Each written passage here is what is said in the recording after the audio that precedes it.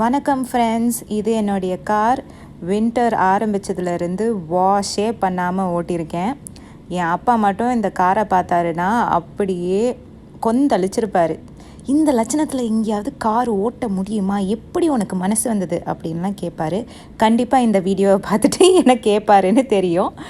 So ஃபைனலாக நான் இந்த காரை ஒரு கார் வாஷுக்கு கொண்டு போனேன். பெட்ரோ-கனடாவில் 2 கைண்ட் ஆஃப் வாஷஸ் இருக்குது. ஒன்று கிளைடு வாஷ், இன்னொன்று சாஃப்ட் வாஷ்.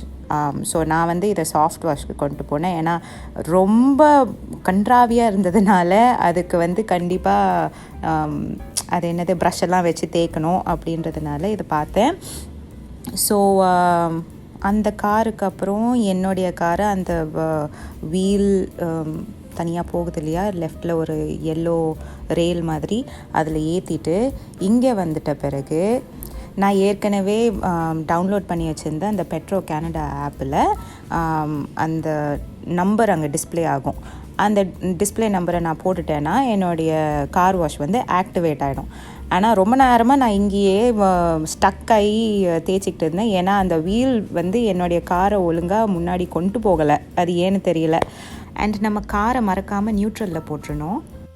பட் ஒரு 5 மினிட்ஸ் கழித்து அதுக்கப்புறமா உள்ளே போயிட்ட பிறகு இங்கே பாருங்கள் எப்படி. ஓ, இட் லுக்ட் ஸோ க்ரேசி. செமையாக இருந்ததுங்க.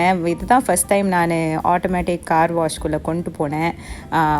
நல்ல எக்ஸ்பீரியன்ஸ். ஆனால் கார் வாஷ் முடிச்சிட்ட பிறகு வெளியே கார் எப்படி இருக்குன்னு டெஸ்ட் பண்ண முடியல.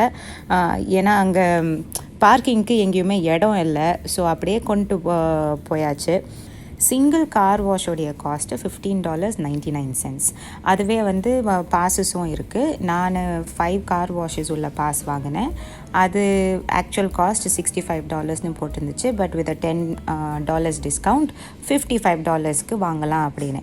நான் இது ஒரு விஷயம் என்னென்னா, இங்கே எல்லா காஸ்ட்டுமே பிஃபோர் டேக்ஸஸ் தான் சொல்லுவாங்க. ஸோ நான் ஆஃப்டர் டேக்ஸஸ்லாம் போட்டு பார்த்தா இந்த 5 கார் வாஷுக்கு ஐ ஹேட் $62 கிட்ட வந்துருச்சு. ஃபைனலாக ஒரு 1 hour ட்ராவல் பண்ணிட்ட பிறகு என் காரை திருப்பி வீடியோ எடுக்க முடிஞ்சது. அதனால் கொஞ்சம் இங்கே அங்கேன்ட்டு திருப்பி டர்ட்டி ஆகிடுச்சின்னு நினைக்கிறேன். பட் ஓவரால் நல்ல பலன்னு இருக்குது என் காரு. என்னுடைய ரிவர்ஸ் வீடியோலாம் செம்ம கிளியராக இருந்தது.